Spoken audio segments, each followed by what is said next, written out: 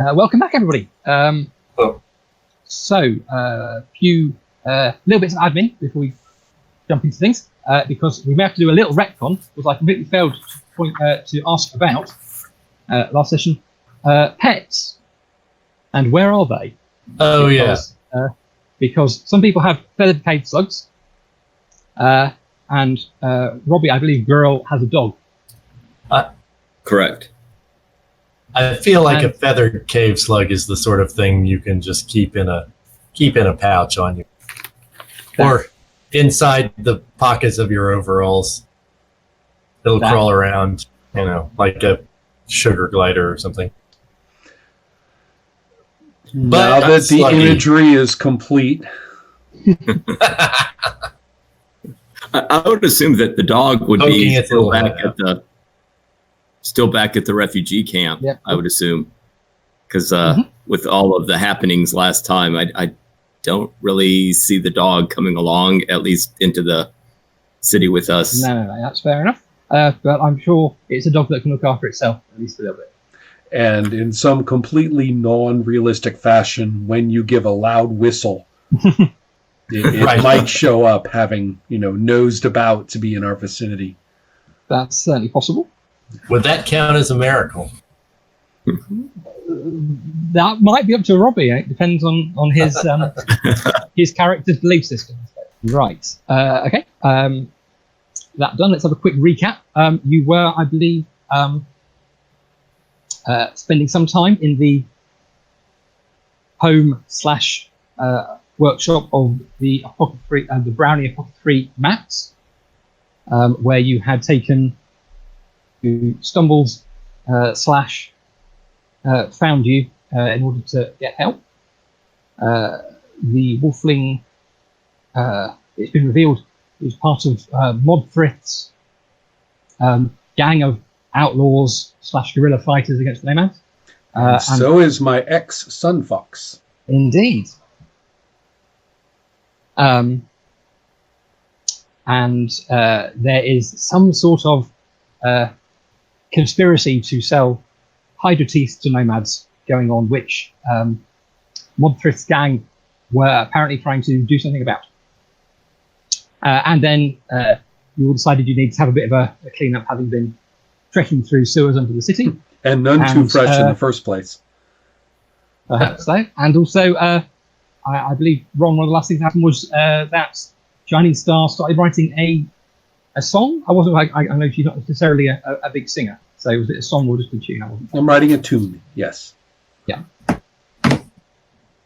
But that's perhaps awaiting its first proper public performance at some point. So, does anyone have any questions before we leap into action? I was actually, depending on how we proceed, I was thinking about actually trying a miracle. Ooh, okay. During the evening, but this not to call my dog to me, but to I was thinking of doing some type of miracle to bring this wolfling more quickly into health. That certainly seems like a thing that could happen. Let's think about it. So it's sometime late at night, early morning, because it was late-ish when you started trying to break into the city. So I'm imagining it's about 3-4 o'clock.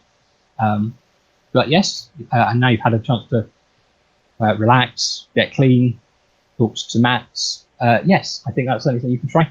What does that look like, Robbie? Okay. What is? Yeah, the thought of girl is that this wolfling, there's something that is out of balance with the wolfling. We saw that. I saw that myself with the way that the wolfling was continually changing back and forth from vaguely wolf form to human form, and some type of equilibrium needs to be established.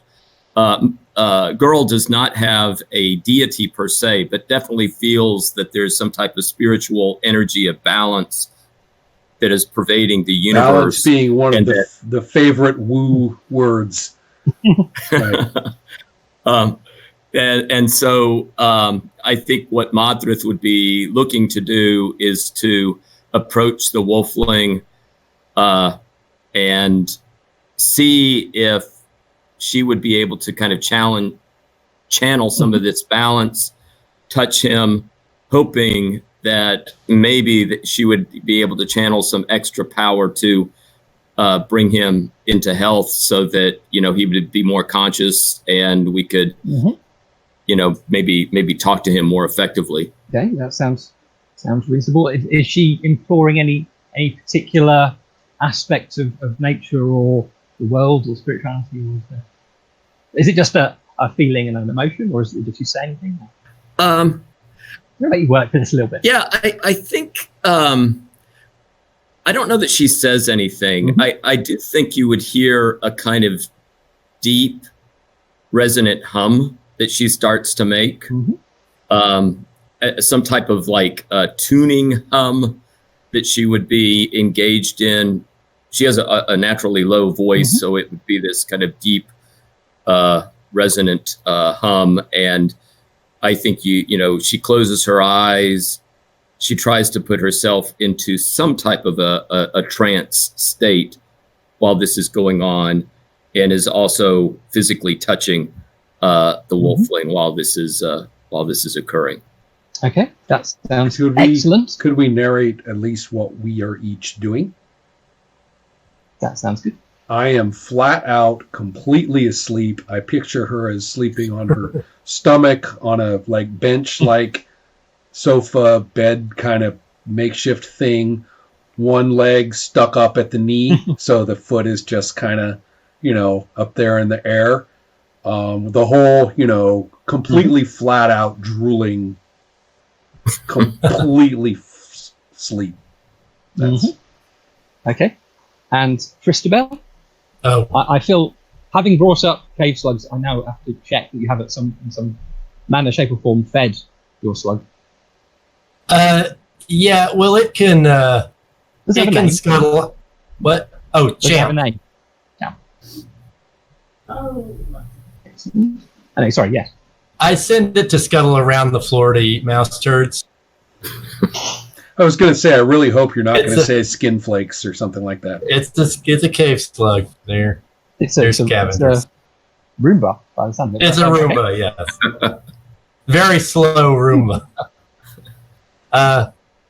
I'm just going to be saying. There's Shining Star completely flat out, and there goes the slug, right in front of her on the floor, Yeah. And Christabel is just going to be slouched against the side of the bench that Shining Star is sleeping on, playing Shining Star's lute, since she is out like a light. Cool. Okay, and then across the room we have this moment of spiritual intervention happening. Robbie, this is going to be a wonder sort of miracle, which probably means it has a roll required of great. Okay. So roll with your devotion. I got my devotion. I got 94, which is awesome. Ooh, okay. You got an awesome miracle? Those words kind of go together like, real chocolate and peanut butter. Yeah. Okay, don't forget to mark devotion, because it's not like all the other skills. It goes up as you use it and have awesome or catastrophic results. We haven't had enough of those. But, I suppose the wolfling clearly bolts upright, invigorated with cosmic balance and energies, and obviously he exclaims that it must be in fact he says, "Praise be to the ever-changing one." Of course, he's that sort of wolfling who does have more of a and then he looks at you and sniffs the air, and then he I think he moves to embrace you and say thank you. Yeah, and Girl says, "Praise be to the harmony of the universe." And I think Girl explains what has happened, because during much of what happened last session, while we were carrying him around, he was basically incapacitated. But lets him know that we carried him out of the refugee camp, and that we are in the apothecary of a brownie, and we have been working to restore him to health again. And praise be, it has happened. And we also are aware of what has been happening with the nomads and the attempt to smuggle Hydra's teeth to them, and are interested in doing what we can to help prevent the smuggling of the Hydra's teeth, and finding out where Modthrith's group is. I'm not revealing right now my relationship to Modthrith, but just saying, okay, we know about Modthrith's group, and we are interested in finding out what we can do to help out. Yeah. So he is. He says, "I knew you would help. I knew you were one of us when I caught your scent while after they shot me. But Modthrith, she's coming to the city. We knew about the plot. Max had told us about that, but it won't work. They're not taking them out by road. They have, I think, some other plans. I don't know exactly what, but when I stole the sample, they were talking about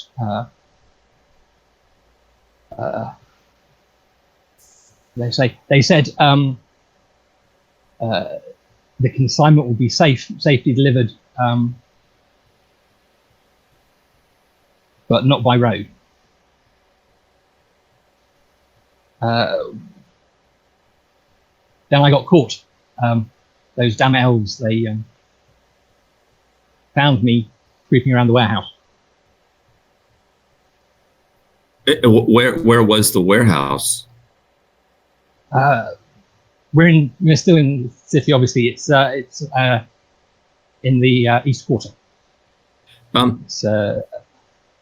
Yeah, I think at this point, Girl will say, I do think we need to probably act quickly if we are going to stop the smuggling operation, and also to kind of get Modthrith oriented correctly as to what's going on.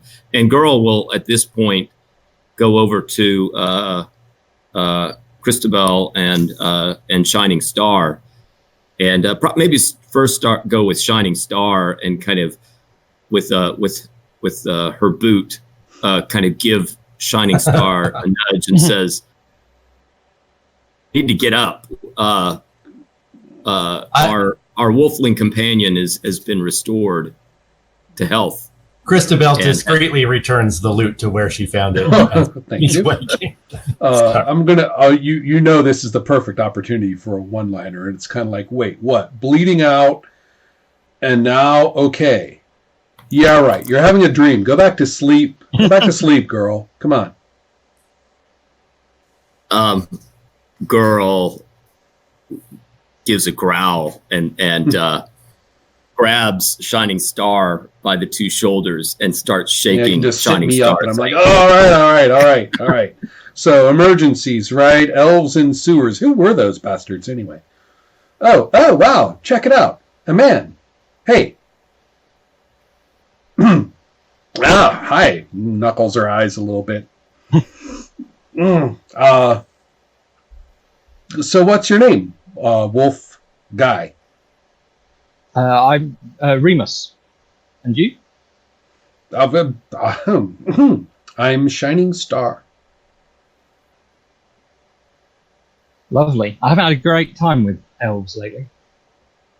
Well, I guess we all know each other and hang out together and live together and support each other and everything. Nice guy you found, girl. He's handsome, though. We haven't necessarily gotten along with elves ourselves of late. Shining Star accepted.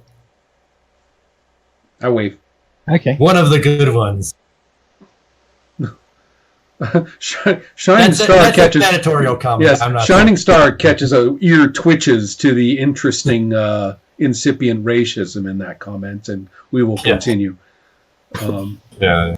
But I'm well aware that there is an elven empire of which I used to be a citizen. I guess I still am, considering my sentence is over or something. But you know,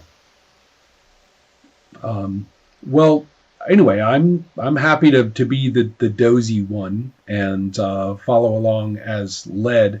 You know, I know it's a brownie's home, but there wouldn't be any clothes around that a gal could pilfer, would there? You could certainly search for clothes in the apothecary's house. Or we could search for money and buy clothes. No, because we owe him money, and if the clothes fit me, they don't fit him. So it's not stealing; it's just cleaning. Oh, okay. Well, Okay, I'm yeah, you gotta. I've worked on this sort of. You know, I'm pretty good at this sort of logic. And I am being foolish. My search is where?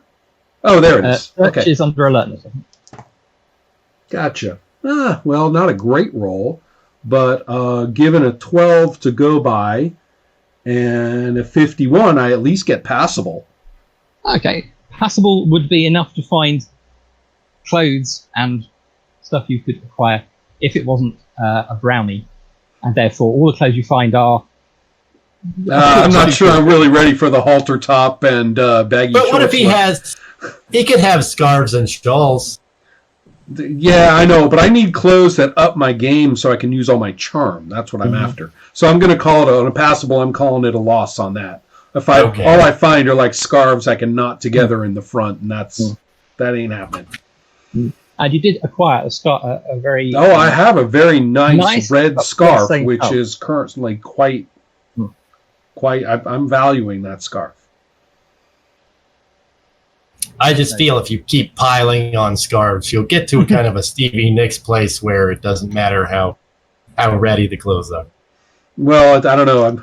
I'm going by the rules, and they got to cost a certain amount. They got to be good enough, or I don't get my charm. So, I'm afraid the hippy dippy cool isn't going to work for me. I need upscale. Okay.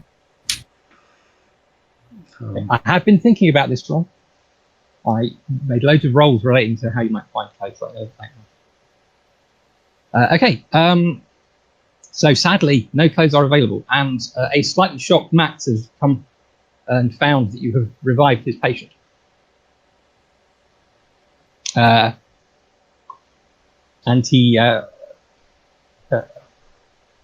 also remembers that you owe him money.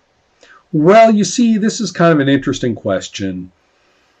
I'm gathering that Max is into the, what is it, revolutionary, terrorist, activist, or militant that Mothrith is supposed to be, but one of those thingies.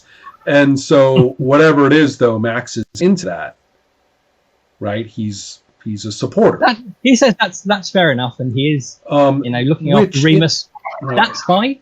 I'm not sure that the soap, the water, all the nice function, creams and things you've been sampling are part of the deal there. Something tells me we can negotiate it on this. I'm going to try and. This is a bargain, I think. I think that's a bargain. I might not be that good at bargaining, but I can try. We could offer one of the Hydra's teeth. True. He might be interested in that. True. We don't need all 10 of them, or however many, 3, or however many there are. 2 is as good as 3, right? I mean, they multiply. I expect so. That's a thought. If I sweeten up with a Hydra's tooth, do I still have to roll? Or if I do I get a shift or whatnot? Yes, I just give me 1 second while I work out how much he's expecting of you. Let's say. I mean, unless that was, like Medusa. He can't want more than one. He can't want more than 1 bronze, I think, because it's not like he rents out his rooms and everything like that. So it's kind of a bit like food and lodging for a night, but not really as much. So maybe he's probably after 1 bronze each. And then Okay. you can haggle him down a bit. So I'm going to. Well, Do you shit, want we can to just we can just pay him, I guess. Right. I have. Now that I think about it, I'm willing to pay a bronze. I can live with that. Yeah, Okay. I will also Yeah, I'm not. Yeah, I can. contribute my shiny coin. Yeah, that's. I'm not gonna quibble over that one. Fair enough, man. I Okay, used the soap. I smell a little better. Combed up my hair a little bit. Got a little ways to go, but it's still wrinkly. Fucking curse. But You all look lovely for big folk, and it's nice to see you appreciate my wares. yeah. Actually, I'm kind of looking in the mirror, right? And the first time I'm going, wow, these crow's feet actually give me a certain something. I didn't really appreciate that before, but I've got kind of this, I don't know, aging Joan Jett thing going on here. Not bad.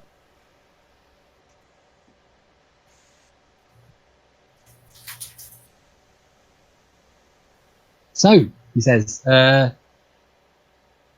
going to be on your way now, are you? I'm sure you've got things to do. I've got things to be doing as well. Yeah, and what is the condition of Remus right now? Is Remus still in need of some rest, or is Remus look like he's fit to accompany us? It's a bit of both. He clearly thinks he's fit enough to accompany you. Remus comes along across as quite young and enthusiastic, but you can see he sort of flinches when he pulls on the wounds on his back the wrong way. But he's much recovered compared to earlier in the evening when he looked like he was about to die. And he's very keen to do something. He's just not quite sure what he should be doing, because he's torn between trying to find Mod Thrift, although she's probably, when he last heard, a day away from the city, or doing something else. Perhaps some older and wiser heads can do something.